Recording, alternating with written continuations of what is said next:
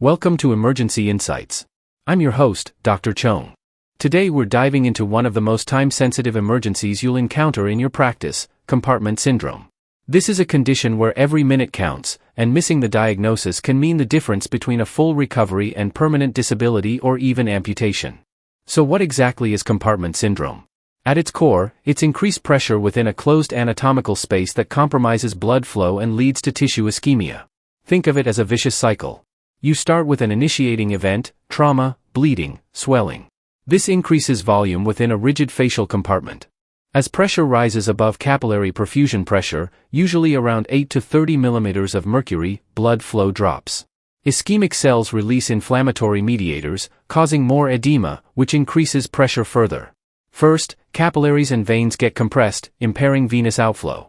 Then, as pressure approaches diastolic blood pressure, arterial inflow gets compromised.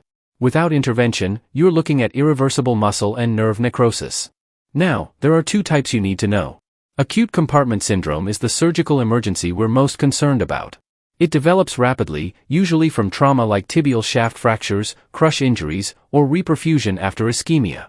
Then there's chronic exertional compartment syndrome, which athletes get from repetitive high-impact exercise.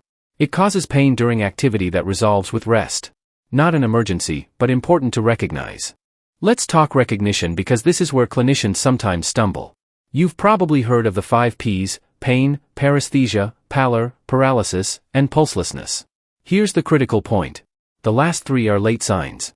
By the time you see paralysis or absent pulses, you're likely dealing with irreversible damage.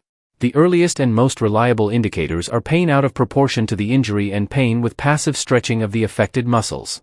If your patient has a tibial fracture and they're screaming when you dorsiflex their foot, that's a red flag. The compartment will feel tense, almost wood-like on palpation. Diagnosis is primarily clinical. You need a high index of suspicion. If you're uncertain, measure compartment pressure. Insert a needle connected to a pressure monitor into the suspected compartment. An absolute pressure above 30 millimeters of mercury is concerning.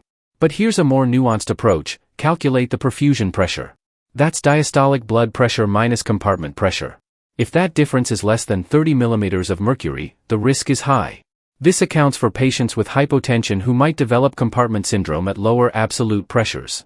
Treatment for acute compartment syndrome is straightforward but urgent: emergency fasciotomy. This is the only definitive treatment.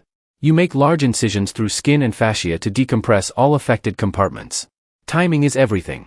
Ideally, you want to get to the operating room within 6 hours of onset. While you're preparing for surgery, remove any constricting casts or dressings immediately.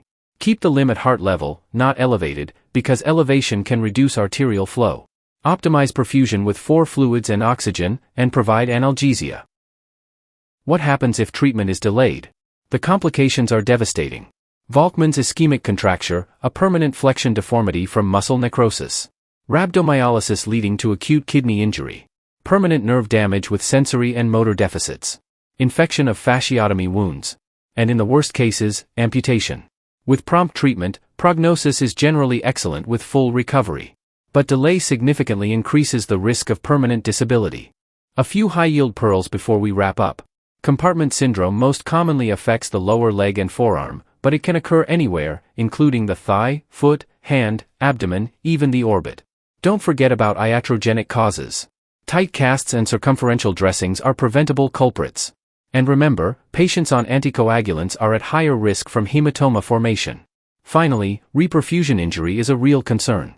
After you restore blood flow following prolonged ischemia, whether from thrombectomy or tourniquet removal, watch closely for developing compartment syndrome. The bottom line: compartment syndrome is a clinical diagnosis that demands immediate action. Trust your clinical assessment. If you're suspicious, don't wait for late signs. Measure the pressure if needed, but don't let that delay definitive treatment. When in doubt, consult your surgical colleagues early. This is one condition where being overly cautious is far better than being too late. That's all the time we have for today. Thank you for listening, and we'll see you next time.